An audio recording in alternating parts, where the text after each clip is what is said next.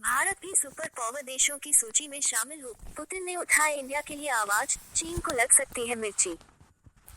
रूसी राष्ट्रपति पुतिन ने भारत को महान देश बताया और कहा कि भारत की आर्थिक तरक्की और इसकी विशालता को ध्यान में रखते हुए इसे वैश्विक महाशक्तियों की सूची में शामिल किया जाना चाहिए।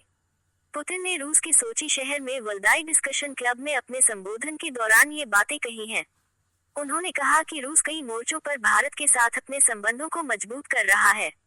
रूसी राष्ट्रपति व्लादिमीर पुतिन ने एक बार फिर भारत की तारीफ की है।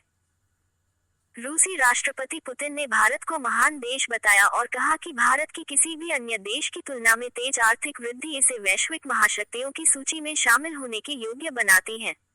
पुतिन ने रूस के सोची शहर में वल्दाई डिस्कशन क्लब में अपने संबोधन के दौरान ये बातें कही हैं। पुतिन ने भारत की प्रगति की सराहना करते हुए इसे वैश्विक क्षेत्र में अद्वितीय बताया। उन्होंने कहा कि रूस कई मोर्चों पर भारत के साथ अपने संबंधों को मजबूत कर रहा है। Please subscribe and follow. Putin ने सत्र के दौरान कहा, भारत को निस्संदेह अपनी 1.5 अरब की आबादी, दुनिया की सभी अर्थव्यवस्थाओं में सबसे तेज विकास, प्राचीन संस्कृति और आगे विकास की बहुत अच्छी संभावनाओं के साथ महाशक्तियों की लिस्ट में जोड़ा जाना चाहिए। मजबूत द्विपक्षीय संबंधों पर प्रकाश डालते हुए पुतिन ने भारत के साथ संबंधों को मजबूत करने की रूस की प्रतिबद्धता पर जोर दिया।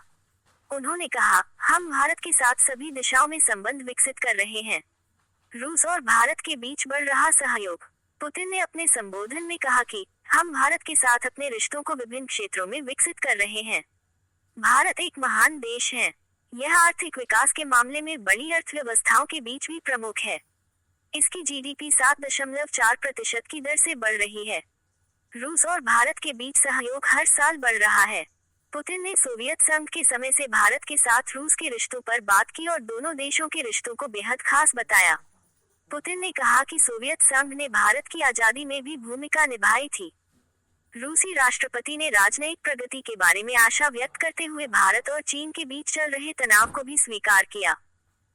पुतिन ने आगे कहा, बुद्धिमान और सक्षम लोग जो अपने राष्ट्रों के भविष्य को ध्यान में रखते हैं, वे समझौते की तलाश में हैं और अंततः उन्हें पा ही लेंगे।